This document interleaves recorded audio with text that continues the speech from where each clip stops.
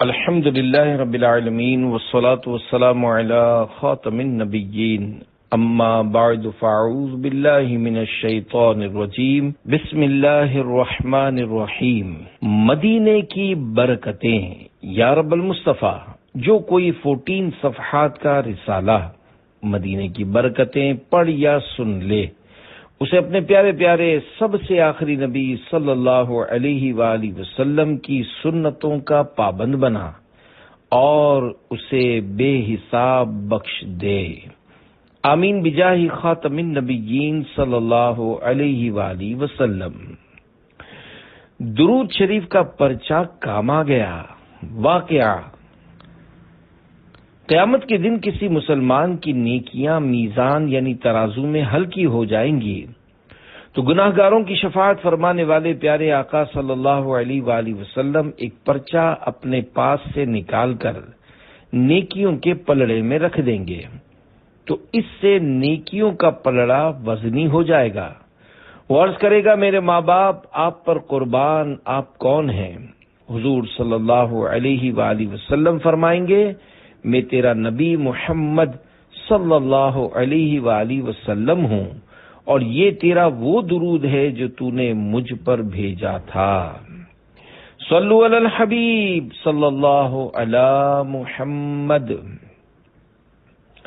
عاشق اکبر کی خدمت میں بخار کی حاضری۔ بخاری شریف حدیث نمبر 3926 میں ہے۔ تمام مسلمانوں کی پیاری پیاری امی جان حضرت بی بی عائشہ صدیقہ رضی اللہ عنہا فرماتی ہیں، جب حضور صلی اللہ علیہ وآلہ وسلم ہجرت یعنی مائیگریٹ فرما کر مدینہ پاک تشریف لائے تو حضرت ابوبکر صدیق اور مؤذن رسول حضرت بلال رضی اللہ عنہما کو بخار ہو گیا۔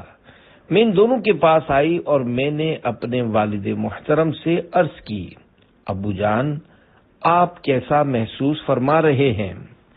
آپ یہ شعر پڑھتے، کل امرئ مصبح فی اہلہ والموت ادنی من شراک نعلہ۔ ترجمہ: ہر شخص اپنے گھر والوں کے درمیان صبح کرتا ہے، جبکہ موت اس کے جوتے کے تسمے سے زیادہ قریب ہوتی ہے۔ اور حضرت بلال رضی اللہ عنہ یوں کہتے۔ ترجمہ نمبر 1، کاش میں پھر کبھی ایک رات مکے کی وادی میں گزاروں اور میرے ارد گرد اذخر اور جلیل نامی گھاس ہو۔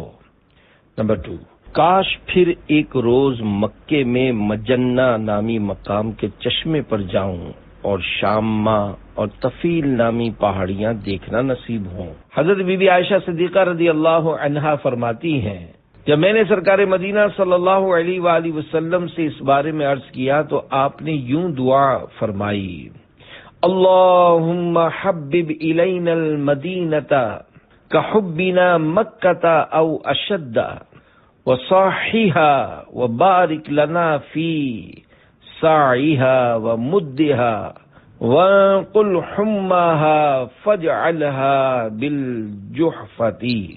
یعنی اے اللہ پاک، تو مدینے کو بھی ہمارے لیے مکے کی طرح پیارا بنا دے، بلکہ اس سے بھی زیادہ، اور ہمارے لیے مدینے کو صحت افزا بنا دے۔ ہمارے لیے یہاں کے سا اور مد یعنی ناپ تول کے پیمانوں میں بھی برکت عطا فرما، اور بخار کو یہاں سے جحفہ ایک مقام کا نام کی طرف منتقل فرما۔ مدینہ اس لیے عطار جانو دل سے ہے پیارا کہ رہتے ہیں میرے آقا میرے سرور مدینے میں۔ صلو علی الحبیب صلی اللہ علی محمد۔ یثرب کو طیبہ بنانے والے مفتی احمد یار خان رحمۃ اللہ علیہ فرماتے ہیں، حضور صلی اللہ علیہ وآلہ وسلم کی تشریف آوری سے پہلے مدینہ منورہ وباؤں اور بیماریوں کا گھر تھا۔ آپ صلی اللہ علیہ وآلہ وسلم کے قدم پاک نے وہاں سے وباؤں یعنی بیماریوں کو نکال کر وہاں کی مٹی کو بھی شفا بنا دیا۔ پیارے پیارے آقا صلی اللہ علیہ وآلہ وسلم فرماتے ہیں، ہمارے مدینے کی مٹی بیماروں کو شفا دیتی ہے۔ برادر اعلی حضرت مولانا حسن رضا خان رحمت اللہ علیہ فرماتے ہیں، نہ ہو آرام جس بیمار کو سارے زمانے سے، اٹھا لے جائے تھوڑی خاک ان کے آستانے سے۔ مدینہ کو اب یثرب نہیں کہہ سکتے۔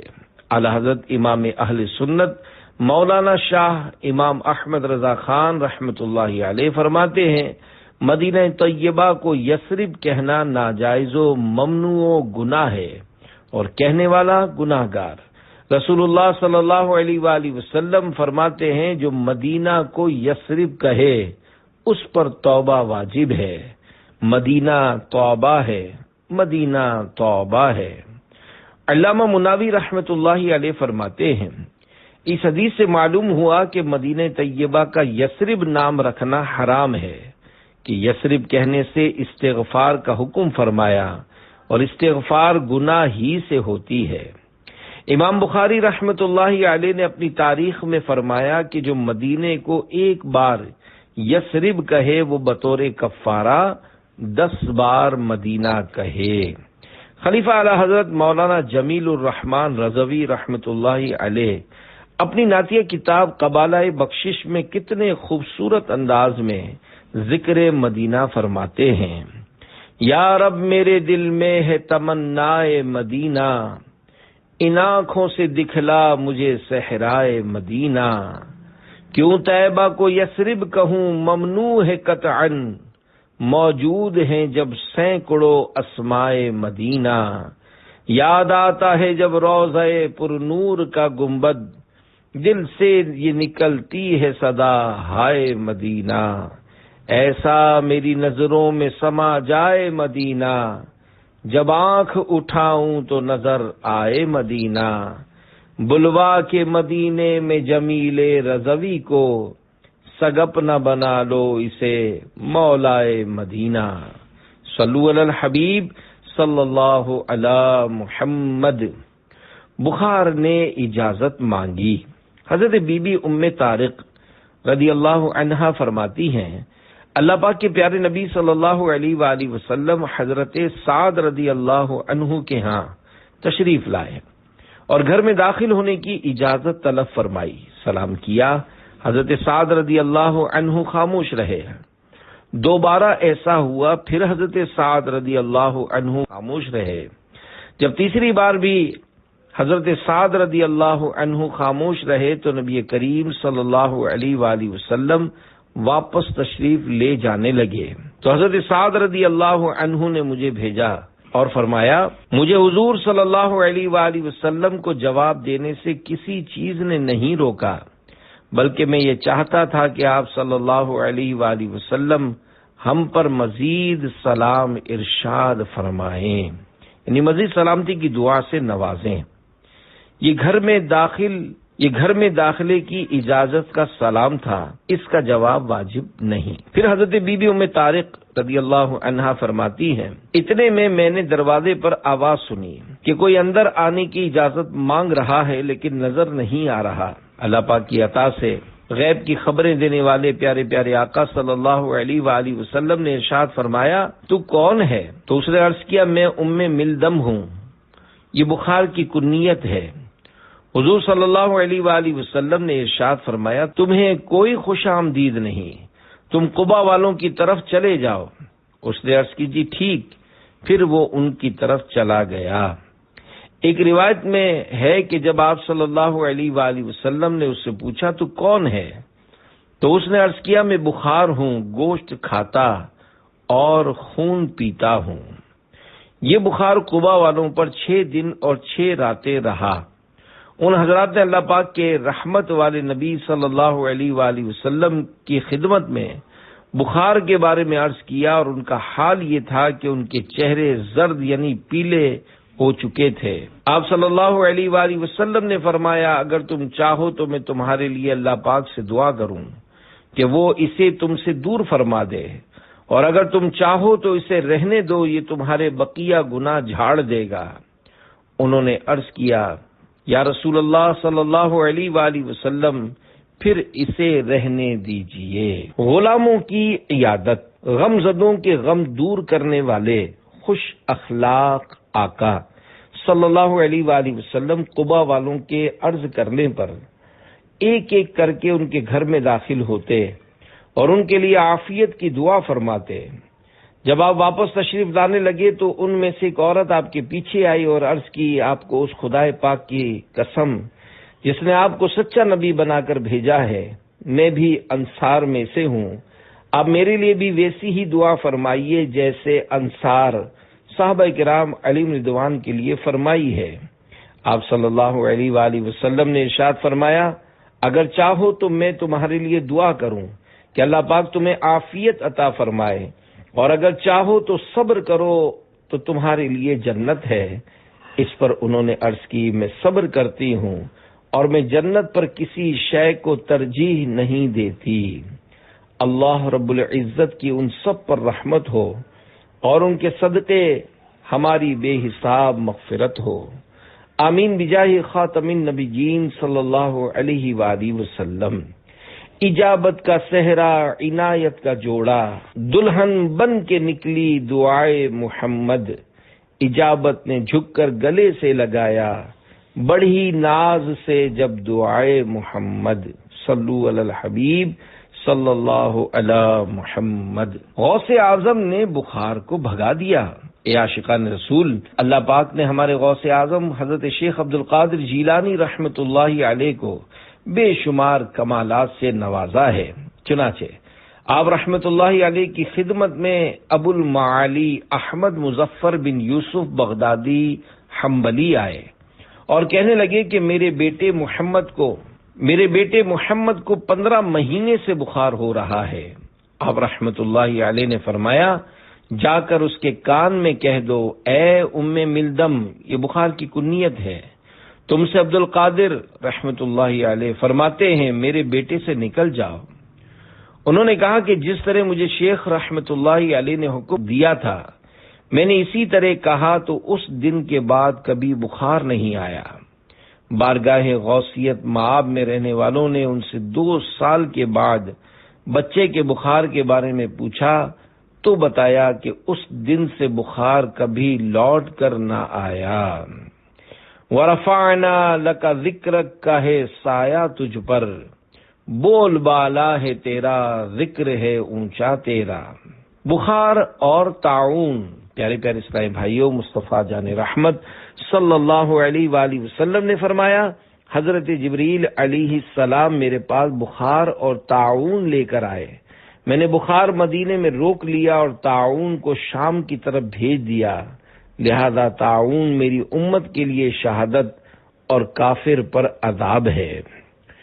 2 روایتوں میں مناسبت۔ پیارے پیارے اسلامی بھائیوں، مسجد قباء شریف اب مدینہ پاک میں داخل ہے، جبکہ پہلے مسجد قباء مدینہ پاک میں شامل نہ تھی۔ اوپر بیان کی گئی حدیث پاک اور اس روایت میں مناسبت بیان کرتے ہوئے حضرت علامہ جلال الدین سیوطی شافعی رحمۃ اللہ علیہ لکھتے ہیں، ایک روایت میں ہے کہ بخار کو مدینے سے قباء کی طرف بھیج دیا، اور دوسری روایت میں ہے کہ بخار کو مدینے میں روک لیا۔ یہاں احادیث میں تطبیق یعنی مناسبت بیان کرنا ضروری ہے، کیونکہ بظاہر یہ حدیث پہلی والی حدیث کے مخالف ہے۔ آپ رحمت اللہ علیہ فرماتے ہیں، مجھ پر یہاں 2 باتیں ظاہر ہوئی۔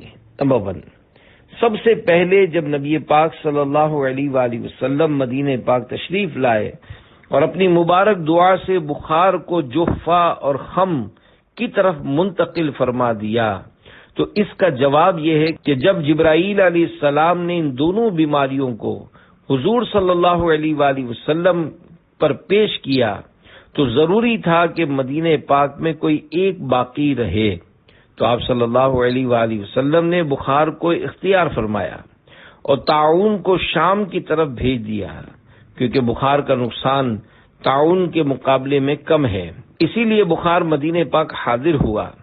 اور بے شک رسول پاک صلی اللہ علیہ وآلہ وسلم کے انتقال شریف سے قبل بخار نے حاضری دی تھی، اور ام المومنین حضرت بی بی عائشہ صدیقہ رضی اللہ عنہا کو واقعے افک میں بخار ہو گیا تھا، اور صحابہ کرام علیہم رضوان کی بارگاہوں میں بھی بخار نے حاضری دی، لیکن طاعون کبھی کسی وقت مدینے میں نہیں آیا۔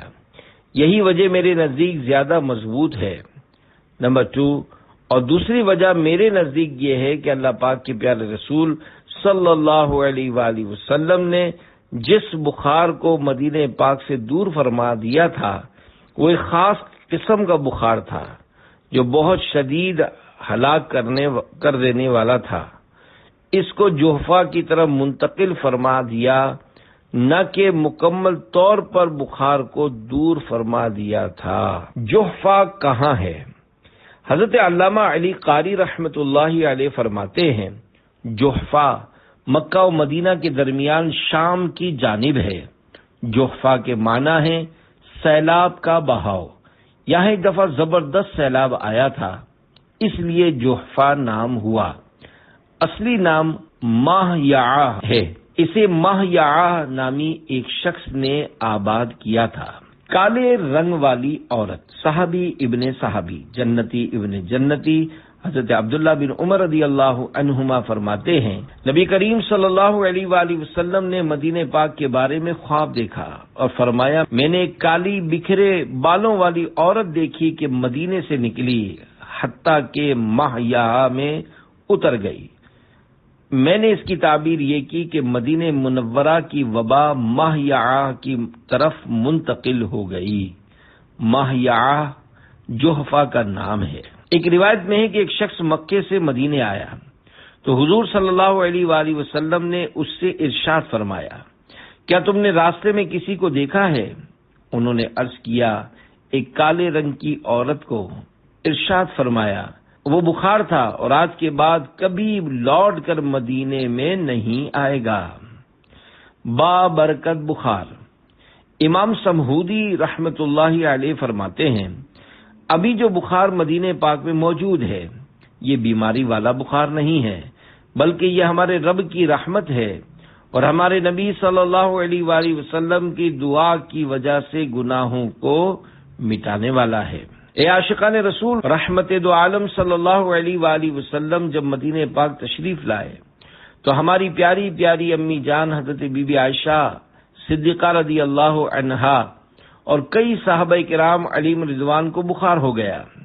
سردار مکہ مکرمہ سرکار مدینہ منورہ صلی اللہ علیہ وآلہ وسلم کی مبارک دعا کا یہ اثر ہوا کہ آج پورے عرب شریف بلکہ یوں کہیے کہ پوری دنیا میں آب و ہوا سمیت ہر طرح سے مدینہ منورہ بہترین جگہ ہے، بلکہ یہاں کی تو مٹی میں بھی شفا و برکت ہے۔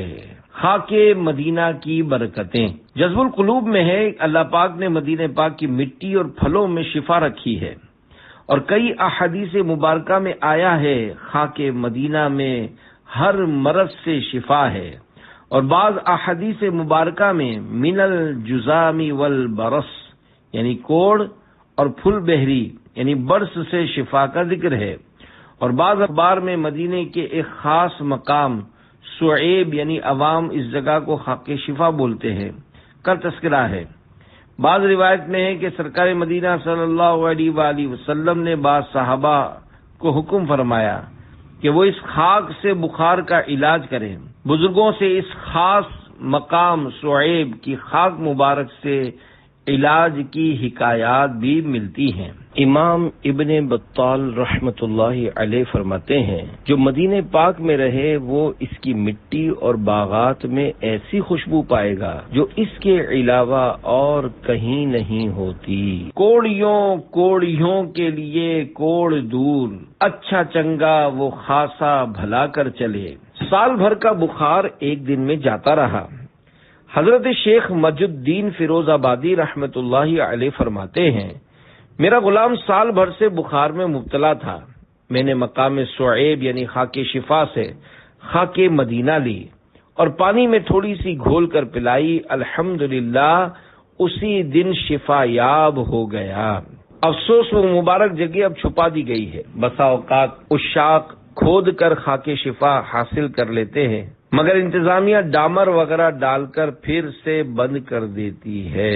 اے خاک مدینہ تیرا کہنا کیا ہے، تجھے قرب شاہ مدینہ ملا ہے، شرف مصطفیٰ کے قدم چومنے کا، تجھے بارہا خاک طیبہ ملا ہے، معطر ہے کتنی تو خاک مدینہ، کہ خوشبوؤں سے ذرہ ذرہ بسا ہے۔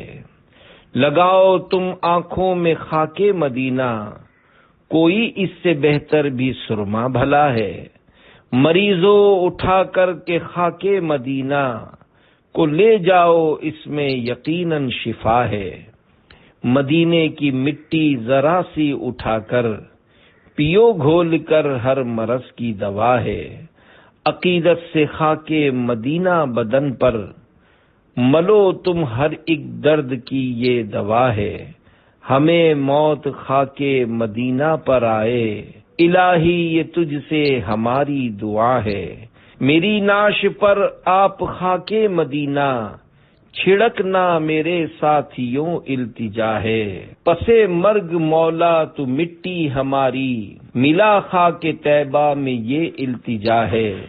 بدن پر ہے عطار کے خاک طیبہ، پرے ہٹ جہنم تیرا کام کیا ہے۔ صلو علی الحبیب صلی اللہ علی محمد۔ پیارے پیارے اسلامی بھائیوں، اللہ پاک کے آخری نبی صلی اللہ علیہ وآلہ وسلم کی برکت سے مدینہ شریف بابرکت بنا، یہاں کا مہلک بخار دور ہوا اور یہ شہر سلامتی والا شہر بنا۔ البتہ عمومی بخار و بیماری کو مدینے میں رہنے دیا، کیونکہ یہ اللہ پاک کی رحمت سے گناہ مٹاتے اور درجات میں اضافہ کرتے ہیں۔ یہی وجہ ہے کہ بعض صحابہ کرام نے بخار کے فضائل سن کر تمنا کی کہ انہیں بھی یہ فضیلت حاصل ہو۔ بخار مانگ لیا۔ حضرت ابی بن کعب رضی اللہ عنہ فرماتے ہیں، میں نے بارگاہ رسالت میں عرض کی کہ بخار کا اجر و ثواب کیا ہے؟ ارشاد فرمایا، جب تک بخار میں مبتلا شخص کے پاؤں لڑکھڑاتے رہتے ہیں اور وہ پسینے میں شرابور رہتا ہے، اسے نیکیاں ملتی رہتی ہیں۔ یہ سن کر میں نے بارگاہ الہی میں دعا کی ہے، پروردگار میں تجھ سے ایسے بخار کا سوال کرتا ہوں جو مجھے تیری راہ میں جہاد کرنے، تیرے گھر کا حج کرنے اور نماز باجماعت کے لیے مسجد نبوی میں جانے سے رکاوٹ نہ بنے۔